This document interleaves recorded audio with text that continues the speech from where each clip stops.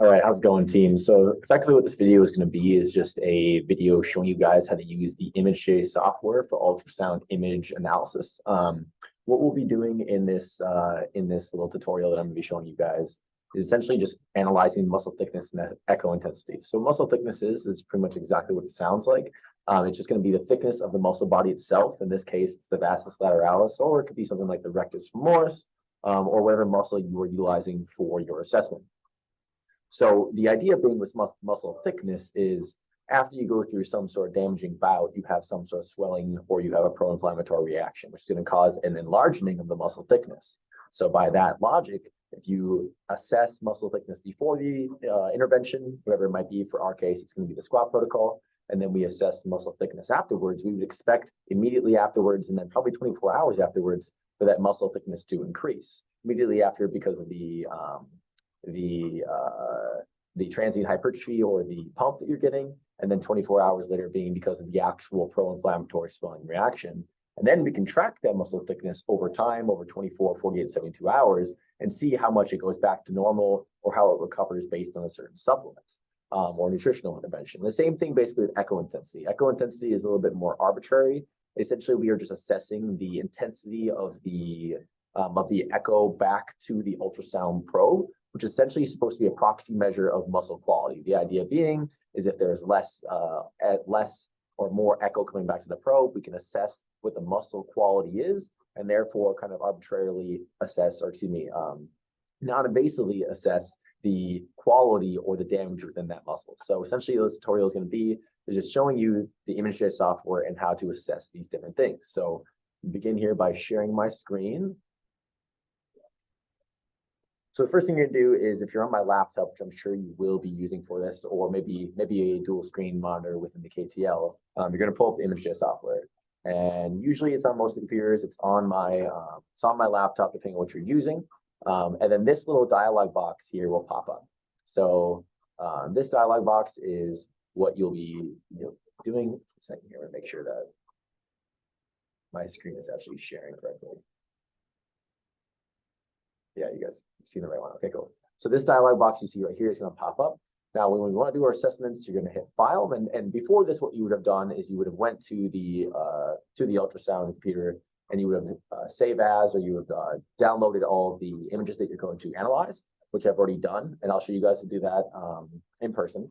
But you're going to hit Open here, right? And then we're going to go into wherever a participant is. So you hit Quick Save. We're going to see all of the participants that we had here. I'm going to use Blake's images because they're pretty clean. We pull up the images, double click, and then you're going to double click on that image. So what you're going to see here is you're going to see the ultrasound image pop up. And what we're looking at here is we are looking at the right leg of our individual, and we're looking at the vastus lateralis muscle. So this tissue up here that you see right here, this tissue right here is going to be adipose tissue. And so obviously, depending on the fitness of the individual, depending on the adiposity of the individual, there's going to be different thicknesses of this adipose tissue up here. Hopefully with resistance trained individuals, we're not going to see too much adipose tissue, so it'll be easier to see.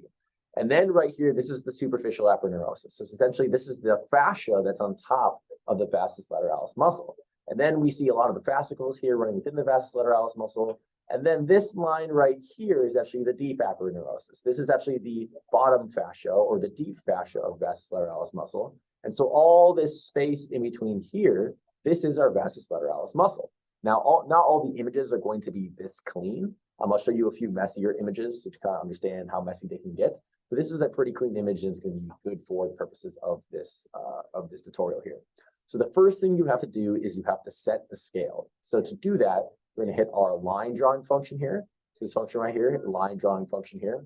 And then you're going to zoom in on the scale over here on the right side. And you see here that's 2 and that's 4. And there's 3 marks in between. So that means 2, that means 2.5. That means 3, 3.5, and 4. So just the best way to probably do this is just to zoom in on the 2 until we get to about this close. You want to get as close as possible.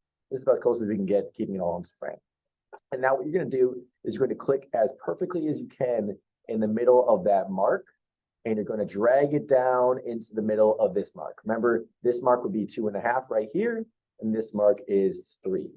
And you're going to let go of the click, right? And you're going to have that line there, and then you're going to go up to Analyze, and you're going to hit Set Scale. And you're going to do this for every single image. So we see we have these numbers here. The only thing that you're going to change here is this known distance. You're going to change to 1. And then you're going to click OK. And now we have set our scale. Now the pixels within this image have now been set to a scale of 1 centimeter based on this scale right here. And now we can make our assessments. So next thing you're going to do is you're going to keep using the line function, and you're going to zoom in the best you can where you can see the deep aponeurosis, superficial aponeurosis, and this yellow diamond here. This yellow triangle here. And you're going to click directly below the yellow triangle on the interior border of this fascia. So you're going to try to find relatively what the interior border of is. You see it's kind of like blurry here, so you might kind of go here, you might kind of go here. Just try to make it as consistent as possible between where you're clicking on this fascia. So again, I'm going to click on this fascia as best as I can without getting any of the fascia. And I'm going to go all the way down to the other interior border. Right, so all the way down to this interior border right here. We're going to leave that line right there. So this is a length measurement of our vastus lateralis. Now, after you've drawn this line, you make sure it's not catching too much of the fascia on either side here. You're going to go to Analyze, you're going to click Measure, and a box like this will pop up. And so when you're doing muscle thickness specifically, we're looking for this length measurement right here. So this 2.812, that's telling us that the muscle thickness of this vastus lateralis in the right leg is 2.812. And then we're done. That's all we have to do for muscle thickness now. Now, for this image, we also have to get echo intensity, however. So what we're going to do is we're going to click the rectangle function, and you're going to draw a rectangle that basically covers the entire vastus lateralis here. Now, again, you're going to be careful to not catch any of the fascia or any of this black space out here. So get as close as you can to that corner. You can zoom in more if you wish. And we're going to draw a rectangle down, and we're going to cover all the tissue. Now, again, we're trying to make sure that we don't catch any of this fascia. So we don't want to go all the way down here because we're catching a lot of that fascia. We actually just want to go right here. And obviously, I'm aware that you're missing some of the muscle body here, but that's okay. Make sure that this rectangle is not catching any of this black area. Make sure it's catching the minimum amount of fascia that you can. And now, again, you're going to click Analyze. You're going to click Measure once more. And now we're going to read the mean. The mean value here is the echo intensity. And I know you see a mean value for the muscle thickness measurement that we did before. We're going to ignore that because that's not as accurate, right? So when we do the echo intensity, this rectangular function, we're going to be using this value right here. So you would enter that into the Excel, you would say 56.439. And that's how you would move forward. So I don't have the Excel made right now, but I will. Actually, hold on, I might. Right, so here we are. Actually, I do have the Excel made. You'd be entering that right here. So you'd say muscle thickness would be 2.182 or 2.812. So you'd be saying 2.812, and then you'd be going into the echo intensity, and we see that the mean is 56.439. So you say 56.439. And you enter that for each of the subsequent images. Okay, so I'm going to show that one more time just so you guys understand. So this will be the one image. Okay. This is the one image that we'd be doing. We're going to be doing this for 3 different images, and we'll be taking the average of those 3 images and comparing those across time. So to get out of this image, it's very simple. You're just going to click on the X, click Don't Save, go back to the file, hit Open again, and then we're going to open our second image. And again, here we are. Here's another image. One of the annoying things about this image software is now we have to reset the scale every single time. So we're going to go back to the line function. We're going to zoom into our 2 right here. Again, draw our line all the way down. We're going to click Analyze, Set Scale, set that known distance to 1. You're going to click OK. And you're going to zoom back out and then get to an area where you can see this yellow triangle and you can see the deep and superficial aponeurosis. Once again, we're going to do the same exact process over and over. We're going to click just on the interior portion of that fascia down to the interior portion of this fascia. We're going to hit Analyze and we're going to hit Measure.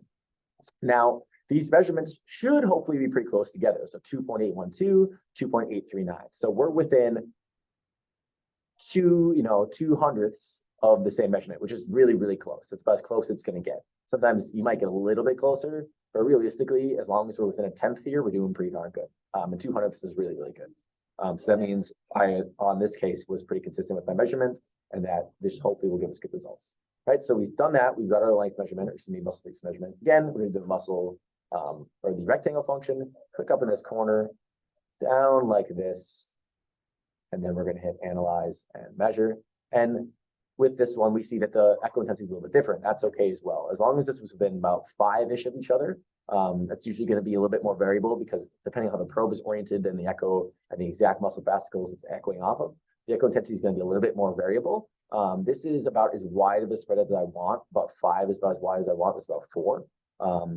Either way, that's not your fault. You're just going to be analyzing these images. That's just for your information. So again, we hit like I said, analyze, measure, and we have our echo intensity right here. We have our muscle thickness, echo intensity, muscle thickness. And effectively, you're going to do this for 3 images. So I'm just going to do it one more time, just so that you kind of get the gist of what we're doing. File, open, click on our 3rd image, right? Zoom in. And this is probably easier if you use a mouse and a wheel. That's what I'm using right now. You can use your laptop. I highly recommend using an Allison wheel. Set scale to 1. Zoom in, draw our line. And when you're setting that scale is probably one of the more important parts, because if you set that scale either on the outside or the inside of the yellow, on the yellow things here, it might differentiate what this muscle thickness comes out to be. It might give us more variability than we want. So when you're setting that scale, make sure you're setting that in the middle of each of those yellow marks. But we've done this line drawing now. Hit measure, comes out to 2.812. And look at that. I just so happened to nail it exactly on the nose. Got lucky here. Usually it doesn't get quite that close, but I guess it happens sometimes. And we got the same exact length. And you would enter that into the Excel sheet.